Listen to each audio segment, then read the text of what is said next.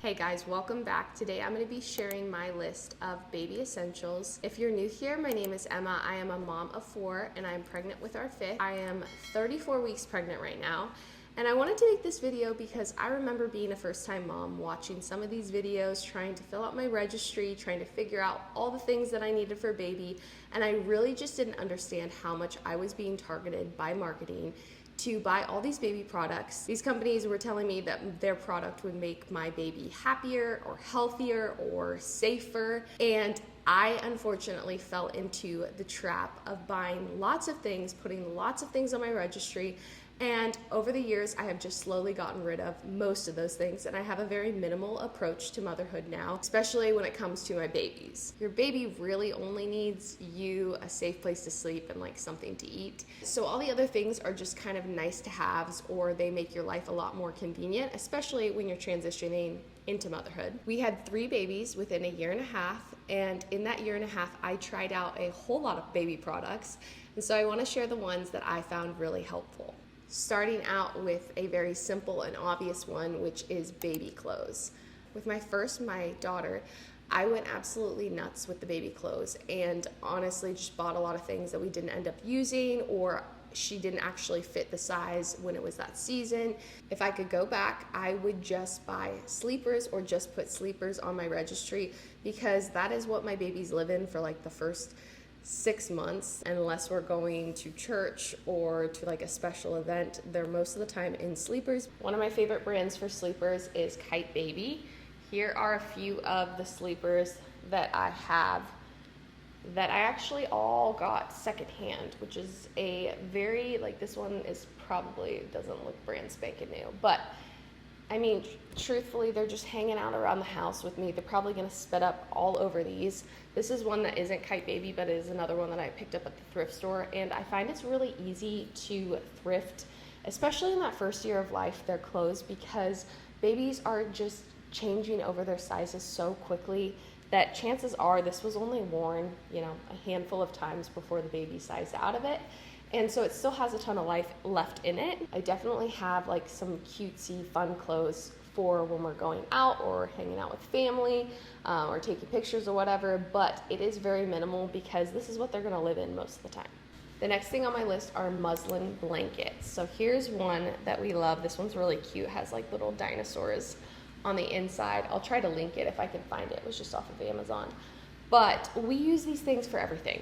We obviously swaddle our babies with them. Then I use this as a burp cloth because I just find that those little burp cloths, I've had a couple babies that spit up a lot, and you drape it over your shoulder and it just didn't give me enough coverage. So this I can just throw over my shoulder, burp the baby, and it like covers most of me in case they have a lot of spit up. But yeah, I'll lay this on the ground and like on the carpet, and put baby on top of it. I'll just throw this on top of the baby when they're in their car seat. We just use these a ton, and you can get like the sleep sacks or the like Velcro straight jacket swaddles, and I've tried those. None of my babies really loved it. It wasn't life-changing for me. So we just stick with the regular muslin swaddles, and they are so versatile that I end up reaching for them a lot. I probably have like 8 of these. And I might get a couple more because, yeah, we just go through them with them being burp cloths so quickly. Sticking with the theme of blankets, I do like to have just one kind of thicker blanket. This is like a waffle knit blanket, and I've had this for all of my babies, and this is just the one that I will put over the car seat in like winter just to keep them nice and warm. It really just is for when we go out when it's kind of chilly, but just to have one that's a little bit thicker. I don't think you need to be a hoarder of blankets, and that is something that I feel like everybody wants to gift you is blankets. So just put one nice blanket on your registry that's a little bit thicker, that will be nice just to put over baby when you go out if you live in a colder climate like I do. The next thing I have on my list is a baby carrier. This seemed so overwhelming as a first-time mom because there's so many different carriers, so many different options, and honestly, a lot of them are pretty pricey. But I ended up going with the Ergo 360, and it's not the most stylish one by far. There's a lot cuter options when it comes to baby carriers. But the reason I did go for this one is because this is the Ergo Baby 360. So you can have the baby on the front, like facing you or facing out, or you can have the baby on your back. It has this little flap that you can undo, so it gives the baby a little more support. And then it also has this canopy cover, which was nice when we lived in a hotter area, just to give the baby a little bit of shade. I really like this. I'm actually gonna get another baby carrier for this baby because this one has seen a lot of life already, but this is even one that I will put our toddler in when we go on hikes. Cohen still fits in here. I wear my babies a lot because I have so many kids and my hands are not always free to just be holding the baby. They live in a carrier. This one is very structured, which is really nice when you have the baby strapped to you for a long period of time. Like, I feel like I never get sore shoulders or sore back with this because it has so much support, has a lot of cushion in the shoulders and around the waist. I'm also going to be purchasing a baby carrier for when I go out. This one's all stained up. This one will be the one that I have at the house for when I'm cooking or cleaning or just running around with the toddlers, or also this would be the one that I would take if we go out hiking or on like a camping trip or something like that. I think that this is an essential, like for sure. Baby carrier, you might not feel it as much if you just have one kid, but if you're planning on having more than one, it is so nice to have a carrier. Once you have a toddler and a baby, your hands are just not gonna be as free to be able to hold that baby all the time. So the carrier is very nice to just have them strapped onto you. They're normally pretty happy as long as they're close to you. So this is a very nice thing to have. The next product is a sound machine. I don't have it here to show you right now because my boys are actually still sleeping. You might even be able to hear it in the background, but we use the Hatch sound machine and we absolutely love it. All of our babies have been huge sound machine babies. Some parents will not want to introduce a sound machine because they don't want their baby to be so heavily reliant on a sound machine for like when they go out or like napping in the car. And I just haven't found that that's the case with my kids. They're totally fine to sleep without a sound machine if we're like out and about. Now at night they do really need it to fall asleep. So whenever we travel, we just make sure we have one. I have some friends that just use the sound machine during the day for naps and then won't use it in the evening so that they don't get dependent on that like sound to fall asleep.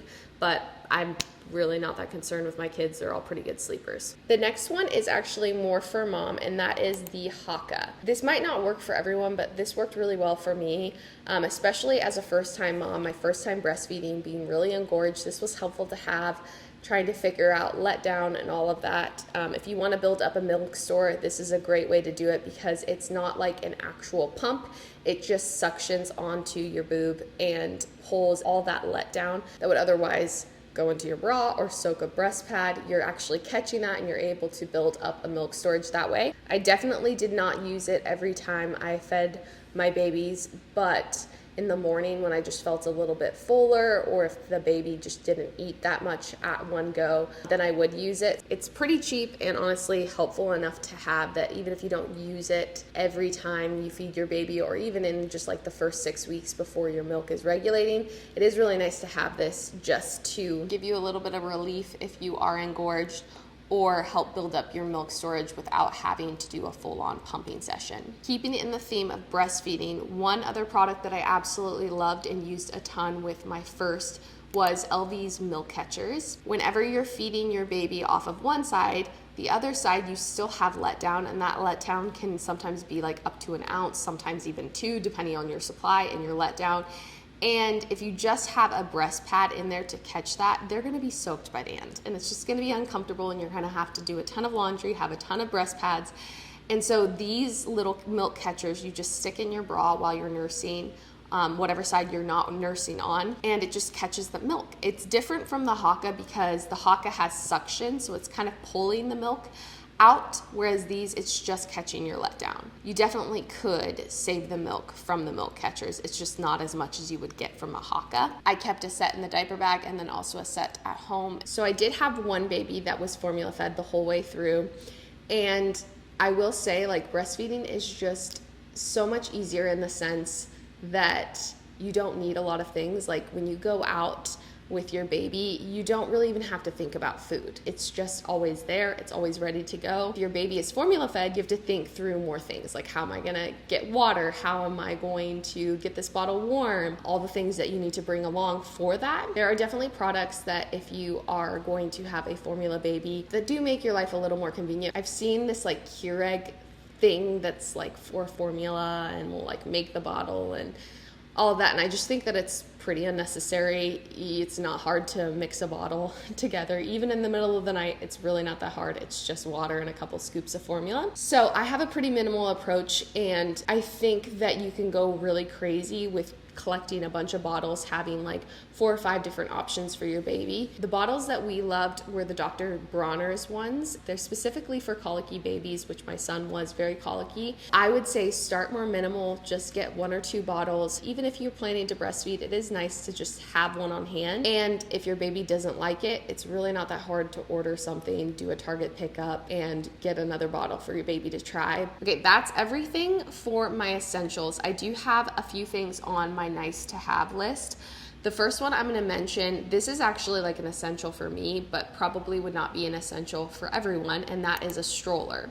The reason why this is essential for me, like I mentioned, we had 3 babies within 18 months. In order for me to go out by myself, I needed some kind of stroller wagon situation to be able to take all the kids out by myself. If you are planning on having more than 1 kid, I would just go ahead and put a stroller on your registry or buy a stroller that can turn into a double stroller. We have the UPPAbaby Vista V2, and it also has an attachment that you can put on the back of the stroller. It's called the piggyback board. My 3.5-year-old will stand on that when she gets tired of walking, and then I can have my boys strapped in. I really don't think I would leave my house if I didn't have my stroller. So the next one on the nice to have list is a Snuggle Me Organic. There's also like DockATots.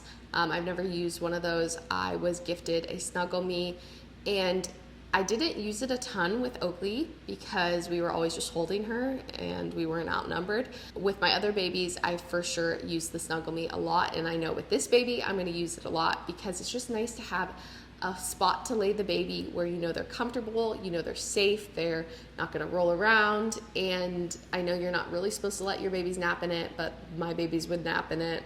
I don't know anyone that doesn't let their baby nap in it. The reason why it's on the nice to have list is it's really just such a short amount of time you use it. Once the baby starts rolling, you know, you don't really put them in there anymore, or they get too big for it. I was gifted it and we used it a lot, but I would not have spent the $100 on it myself. The last thing on my nice to have list is the Love Every Play Gym. This is like a Montessori inspired play gym. It's for ages 0 to 12 months. And I just really like it. It's not like the most aesthetic thing ever. It has different activities within the play gym that are age specific. So like when they're 0 to 12 weeks, it has like black and white contrast cards that you can kind of like clip in so the baby can stare at those. And then when they're doing tummy time, it has little activities for them. I found that all of my babies just loved it and they were super content to lay there.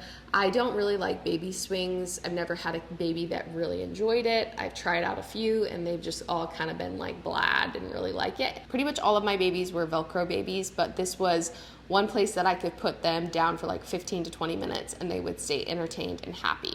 That was everything on my list for baby essentials. If you're a first-time mom, my one piece of advice for you would be do not go overboard with all the baby products. Really be intentional and mindful and thoughtful of what you think is actually necessary in taking care of your baby, and all the other things you can purchase along the way. But with marketing today, you're constantly being told as mom that you need all of these different products, and it's just not true and not helpful. I will put links of everything that I talked about down in the description box. And if this video was helpful, go ahead and like it, and I will see you guys in the next video.